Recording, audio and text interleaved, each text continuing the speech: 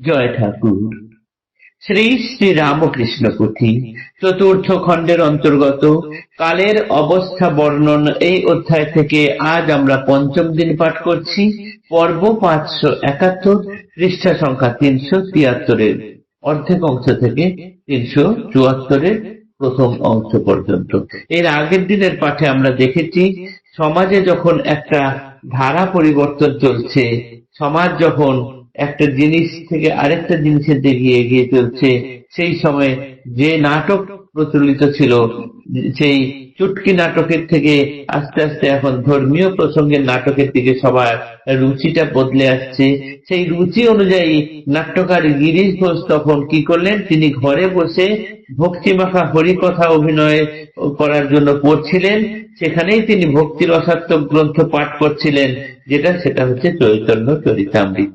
সেই চৈতন্য চরিতামৃত পাঠ করে তার এত ভালো লাগে যে সেইটি তিনি অভিনয় করার কথা ভাবেন, এবং সেই অভিনয়ে যে তদানীন্তন সমাজের কি বিপ্লব ঘটিয়েছিল সেটি আজ আমরা পাঠ করব। গত দিনে আমরা দেখেছি যে এই নাট্যকার গিরিশ ঘোষ তিনি খুব সুন্দর এবং বুদ্ধিমান নাট্যকার ছিলেন। সমাজে নাটক লিখে তিনি খুবই খ্যাতি লাভ করেছিলেন। তিনি সেই নাটকে চৈতন্য চরিতামৃত যে করেছেন তাতে দেখাচ্ছেন যে গৌর অর্থাৎ গৌরাঙ্গ তিনি ভক্তিরস বিলোবার জন্য নদিয়ায় আকুল হয়ে কেঁদে কেঁদে বেড়াচ্ছেন এবং তার স্বার্থশূন্য প্রেম বিলিয়ে যাচ্ছেন। যে স্বার্থশূন্য প্রেম একমাত্র মানুষ নয়, অবতার বিনা সম্ভব নয়। এই অংশ অবধি গতদিন পাঠ করেছিলাম। তারপরে আজ দেখব যে এই গিরিশ ঘোষের নাটক তদানীন্তন সমাজে কি ভীষণ প্রভাব ফেলেছিল। অঙ্গার কিম্ভূত আকার কালির বরণ, পরম উজ্জ্বল পরে আগুন যখন, পুনশ্চ কুসুম কলি গোপন পাতায়, রূপরস গন্ধহীন সামান্যর ন্যায়, পরদিন প্রাতে দিব্য সুন্দর চেহারা, সৌরভে বরণে রসে কায়া খানি ভরা, মহাবলী বীর ভক্ত প্রভুর আমার, শ্রী গিরিশ ঘোষ নামে এই নাট্যকার। অপরূপ প্রভু যেন তেন ভক্তবর, রচিলা চৈতন্য লীলা বড়ই সুন্দর, মুগ্ধকর গীতগুলি ভক্তি প্রেমে ভরা, চিত্তহর অভিনয়ে শ্রোতা মাতোয়ারা, মঞ্চ মধ্যে অভিনয়ে অবিকল হয়, অভিনয়ে না হয় প্রত্যয়, দেখিতে চৈতন্য লীলা ব্যগ্র এত লোকে, পেটে না খাইয়া করি দেখিবারে রাখে, ভক্তি মাখা লীলা গীত মাঝে মঞ্চ মাঝে শুনি, মত্ত চিত্ত শ্রোতা যত দিবস যামিনী, পুরুষ রমণী দোহে শুয়ে বিছানায়, গৌর কথায় গোটা রজনী কাটায়, বালক বালিকা গণ পথে ঘাটে খেলে, চৈতন্য লীলার গীত গায়ে কুতূহলে, মদ্যপানে মত্ত বেশ্যানাগর সহিত, টপ্পার বদলে গায়ে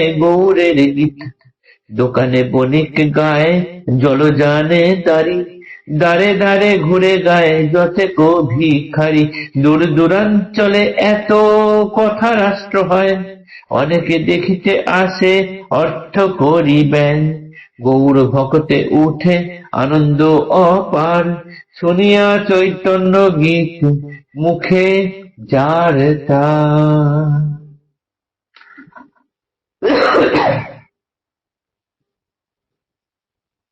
এই যে কয়লা দেখতে কালো, কিন্তু সেটি যখন আগুনের পরশে থাকে সেটি তখন উজ্জ্বল লাল বর্ণ ধারণ করে।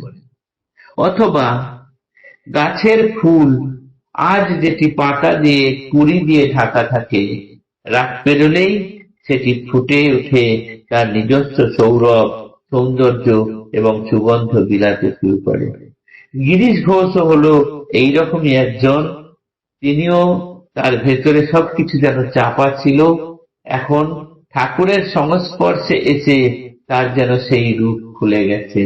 কয়লা যেমন লাল হয়ে উঠে তার কিরণ করছে, ফুল যেমন পাতায় চাপা ছিল সেটি তার সৌরভ বিলোচ্ছে। নাট্যকারী গিরিশ ঘোষও এখন যেন ঠাকুরের প্রভাবে, ঠাকুরের সংস্পর্শে এসে তার নিজের ভিতরে যা ছিল সৌন্দর্য সব বিলিয়ে দিলেন। কি করলেন তিনি?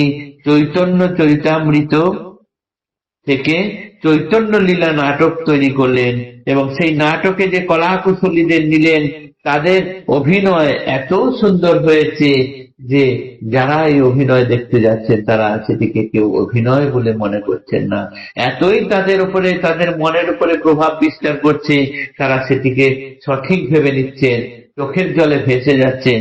মঞ্চের মধ্যে অবিকল সুন্দর অভিনয় দেখে কারোর বিশ্বাসই হচ্ছে না যে এটি অভিনয়। তার জন্যই এই কথা নানান দূর দূরান্ত রাষ্ট্র হয়ে যাচ্ছে। সবাই কি করছেন? পেটে না খেয়ে পয়সা জমিয়ে। তখনকার দিনে নাটক নভেল দেখতে আসা এক বিরাট বিলাসিতা ছিল, কিন্তু গিরিশ ঘোষ সেই নাটককে এমন পর্যায়ে নিয়ে গিয়েছেন যে গরিব মানুষ, সাধারণ মানুষ পর্যন্ত নাটক দেখার জন্য পেটে না খেয়ে পয়সা জমিয়ে সেই পয়সায় নাটক দেখতে আসছেন। স্বামী যখন স্ত্রীর সঙ্গে রাত্রে বিছানায় থাকছেন, তখন তারা সারা রাত চৈতন্য চরিতামৃতে গৌরের কথা বলে বলে কাটাচ্ছেন।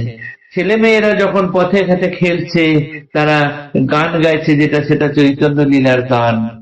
মদ্যপ হয়ে যখন বেশ্যা নারী তার প্রেমিকের সঙ্গে কথা বলছেন, গান গাইছেন টপ্পার বদলে, এখানে যে গান গাইছেন সেটা হচ্ছে গৌর গীতি, গৌরাঙ্গের গান গাইছেন। বণিক যে ব্যবসাদার, তিনি দোকানে, নৌকার মধ্যে দাঁড়ি, সবার মুখে তখন ওই চৈতন্য লীলার গান ঘুরে বেড়াচ্ছে। এমনকি দুয়ারে দুয়ারে যারা ভিখারি ভিক্ষা করছে, তারাও গৌরাঙ্গের গান দিয়ে ভিক্ষা করছে। দূর দূরান্ত থেকে মানুষ কলকাতা শহরের মুখে চলে আসছে নাটক দেখতে। গৌর ভকতে উঠে আনন্দ অপার, শুনিয়া চৈতন্য গীত মুখে যাত্রা। এমনকি আমরা জানি এই চৈতন্য লীলা ঠাকুর পর্যন্ত দেখতে গিয়েছিলেন। তারপর সেই দেখা তো ইতিহাস হয়ে রয়েছে। আগামী দিন সেই সব অংশ পাঠ করব। আজকের পাঠ এতটুকুই থাকলো। জয় ঠাকুর, নমস্কার।